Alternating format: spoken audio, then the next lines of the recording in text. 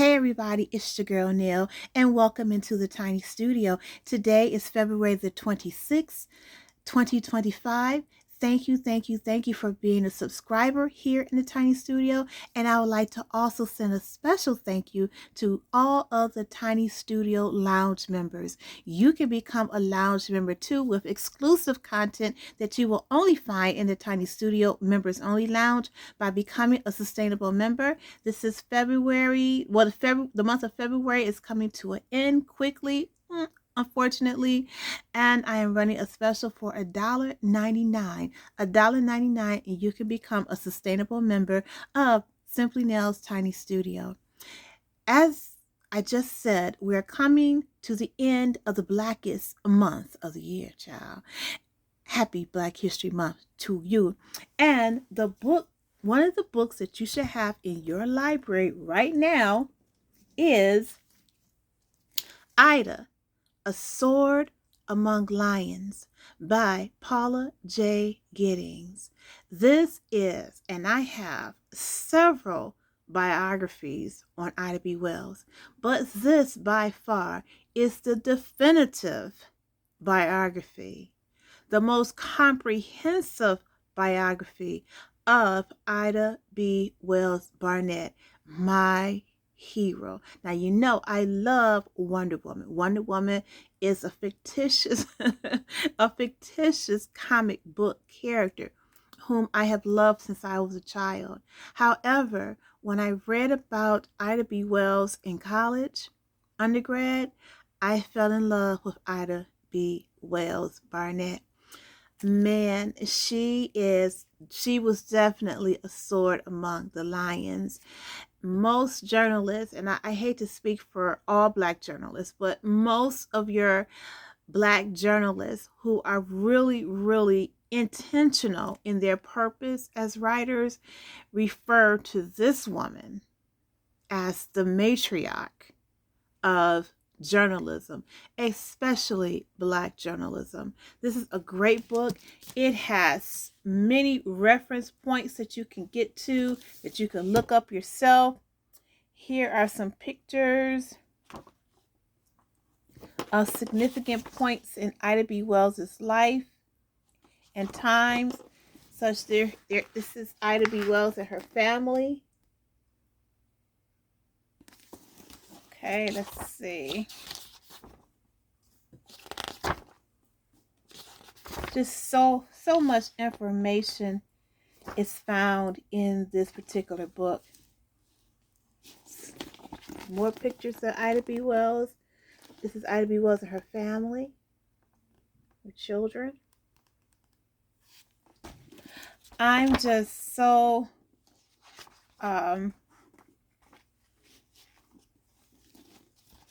enamored with Ida B. Wells Barnett. She was also not only a stalwart in the Black journalism community. She started her own newspaper. She was an editor-in-chief of a newspaper, several newspapers, but she was really an activist. And she was the first person, African-American person, to bring attention to the world about lynching and how horrible lynching was in the American South. Not only did she do that, she did it really because her friends who owned the People's Grocery Store in Tennessee, they were lynched for no reason at all. Just lynched because they were Black, child. And those were her personal friends. And she was out of town when it happened. And she wrote a really scathing editorial about that lynching at the People's Grocery Store in Tennessee. It was so scathing, such a really fierce indictment of white supremacy in the South, particularly in Tennessee. It was so scathing, so fierce, so heated, so full of truth that she was told never to return to Tennessee. The building where her newspaper was housed was summarily burnt to the ground. And as I said, she was threatened and told never to return to the state of Tennessee because of her activism. So Ida B. Wells is known for the saying, you have to shine the light of truth in the dark. The only way that truth will be found is if you shine the light upon it, the light of truth. And that's what a lot of journalists are doing today. Ida B. Wells is the roadmap for a lot of Black journalists in this fight that we have going on right now against the dark forces of fake news, misinformation, and disinformation. We take from the roadmap of Ida B. Wells. So this is a book that you should have on your shelves. It's Ida, A Sword Among Lions by Paula J. Giddings. I had the wonderful opportunity of interviewing Paula J. Giddings. I had the wonderful opportunity to interview her about this particular book. I did. So this is something that you should have on your shelves. Happy Black History Month to you. So today, what are we in the tiny studio to talk about?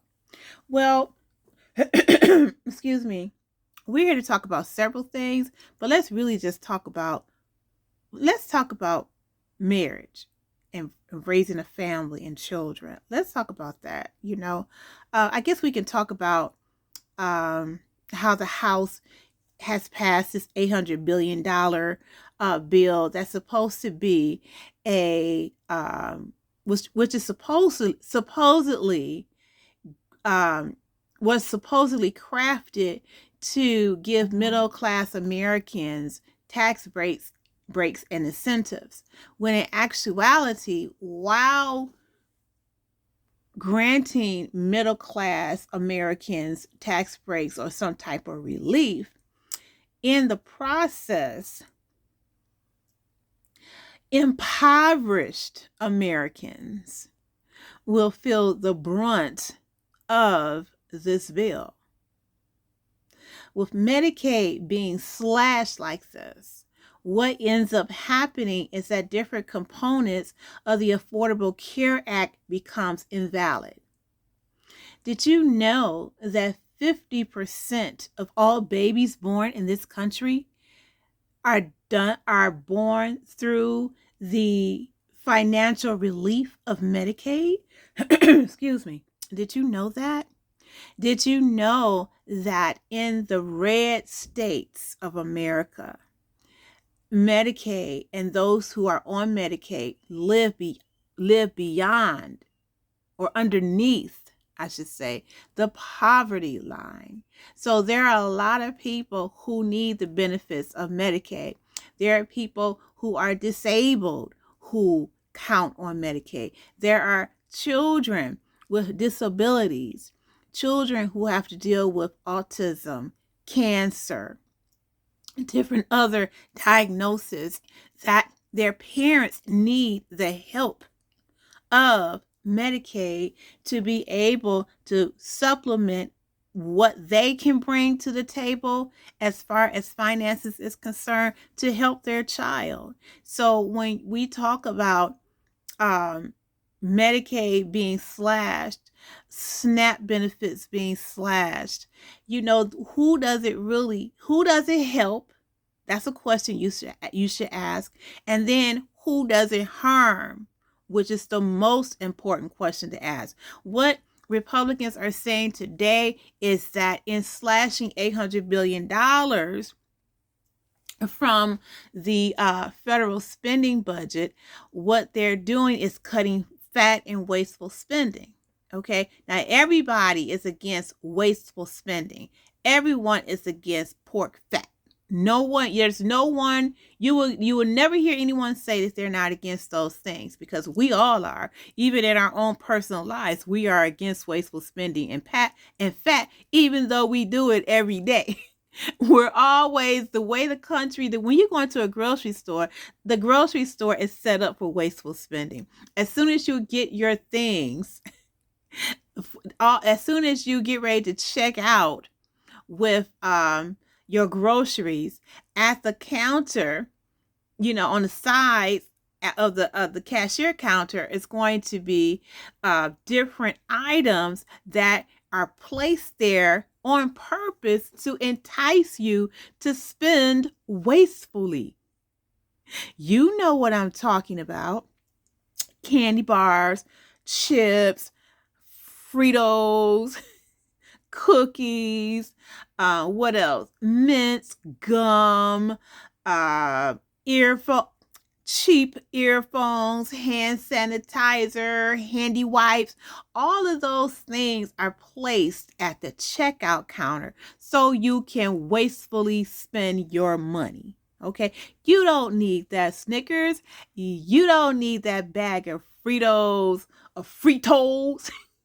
Chili and cheese. You don't need that. But the way the system is set up for you to wastefully spend your money. So this thing about wasteful spending, this is not anything that's unique to the American governmental system. This is something that we do every day, that we are enticed to do. So we have to ask ourselves those questions when it comes to that. Are we, when you hear certain things happening in our country, in our government, especially with this Elon Musk thing going on, when you hear things like that, you have to ask yourself, why is this happening? You can't go with the narrative that this is happening because poor people are wasting money, or because poor people don't have jobs, or because poor people are the ones that are ciphering or leeching off of the system without having the wherewithal to be an able-bodied, productive citizen. You know what I'm saying? Because 9 times out of 10, and I said 9 times out of 10, that is an assumption. It is a stereotype that we must resist. Okay? Like I said, the people who will suffer the most will be those who live on or below the poverty line. Our most vulnerable people, Americans, will suffer because of this budget that the House passed. Now, like I said, we have to ask ourselves the question, who are going to benefit? The House says that those who will benefit from this will be middle-class Americans, okay? However, but, that is just the surface answer that they're giving you. What's the real answer? Who will really benefit from this new federal budget? That's a question that you should ask and raise, and maybe at another time we'll discuss it. But today we're going to talk about marriage for the next few minutes. We're going to talk about marriage. We're going to talk about Ayesha Curry. Ayesha Curry is the wife of Steph Curry. I believe they've been married for over 10 years now. And Ayesha Curry is 35 years old. She and her husband, I believe, have 3 or 4 children. And if you don't know who Steph Curry is a NBA All-Star athlete. Okay, he's won a few NBA championships. And so she in her own right is an author, a blogger. She's had a television show where she displays her cooking skills. And Ayesha Curry told People magazine something that I found very interesting. I think that, this for the next few minutes, we should talk about it. Ayesha Curry told People magazine that when it comes to marriage and children, she says that, I want to get the exact quote. I wrote it down. You know what? I hate when I do that. I write things down and then I don't know where I put it. Okay, hold on. Oh, yeah. This is what she said. I'm going to quote what she said. She said, when it comes to marriage, she said, I think for us, our relationship always comes first. Then we are parents. That was her quote. She said, our relationship or their marriage comes first. and then the children come second, or then the second component of that family they've created is them as parents. Now, where I have an issue at with this particular statement is that there's nothing wrong with prioritizing your marriage. There's nothing wrong with feeding into your partner and nurturing that relationship that you have with your husband, your wife, whomever, lifelong partner, companion.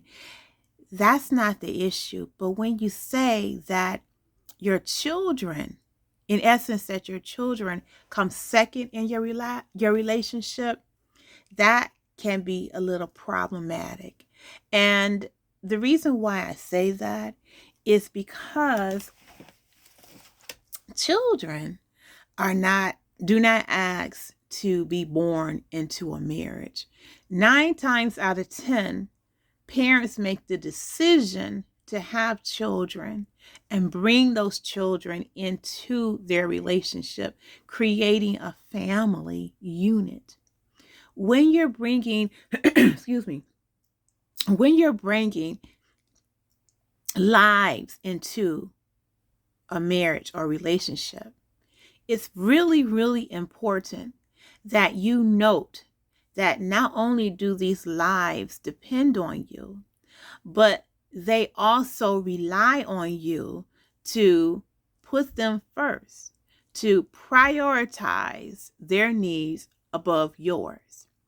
What children need is to know that their parents are always going to be there for them, that their parents are going to love them, that they can go to their parents in times of trouble and need and get the security and the warmth and the love that they deserve from their parents.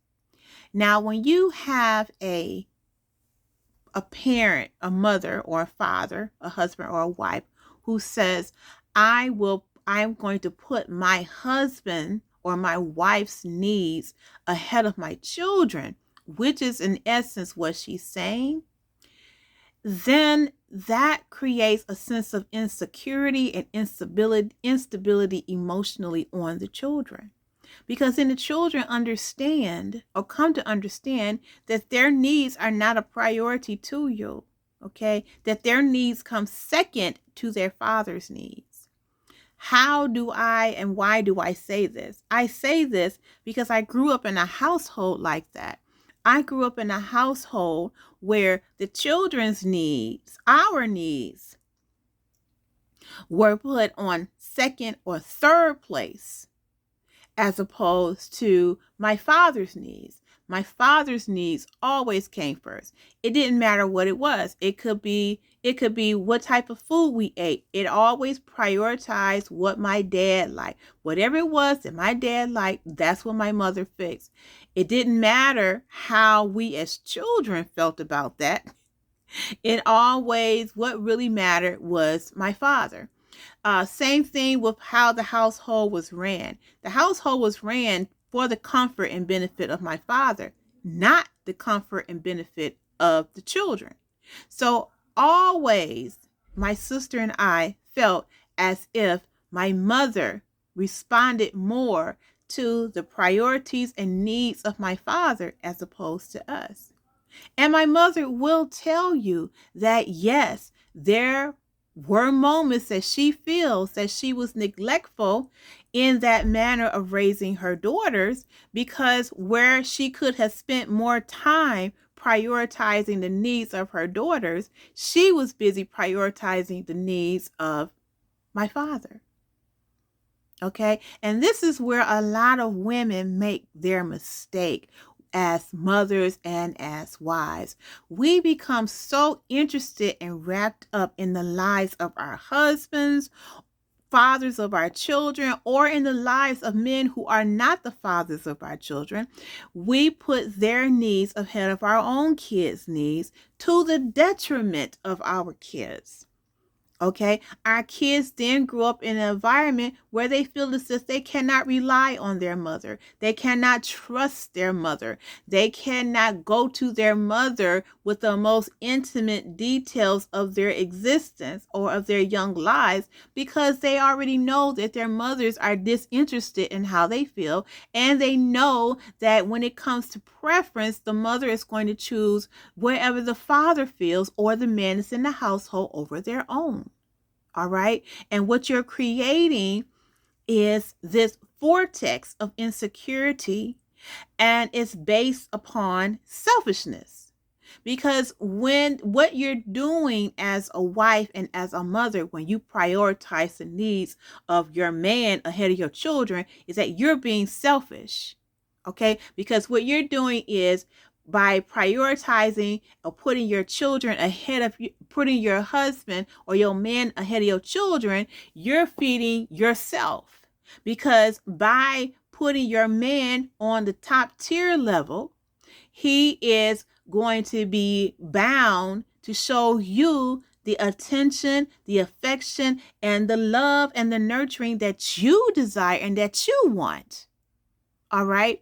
And as you are shining from the rays of approval and love, because of your prioritization of your man or your husband or the father of your children, while you're feeling that, your children are in the shadows and in the cold, feeling the consequences of the selfishness that you're displaying, only thinking about your needs and your man's needs.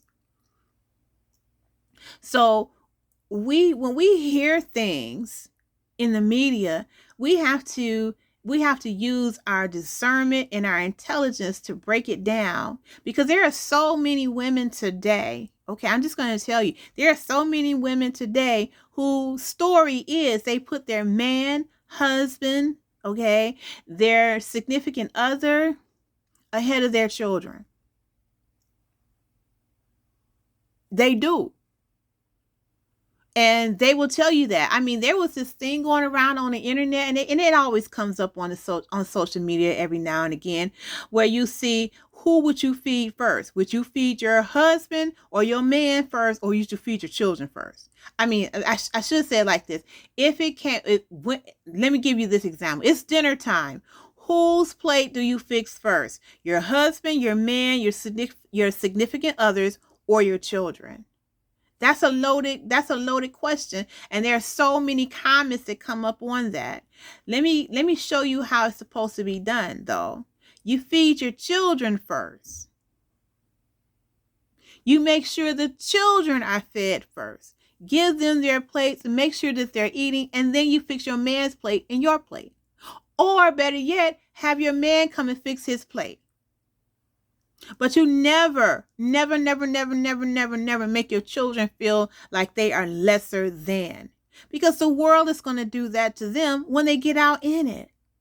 But in the home, let your children feel like they are cherished, like they are treasured, like their home is a haven to them. It is so many people, so many mothers today that will put the interests of their man, and sometimes they're no good man, ahead of their children. There are children who go to their mothers and say, "Mom, I'm being, SA'd by, my uncle, my brother, or anybody, a dad, or or the boyfriend, whoever it is in the house." It's so many children that go and tell their mothers this, and the mothers will reject them. The mothers would tell them that they're lying. The mothers would do these things and say these horrible things to their children, because the mom is more interested in herself and providing for her own selfish needs as opposed to her children's needs. I have seen this done many times. There's so many cases where you find young kids or adult children who will confide that they went to their mothers for help,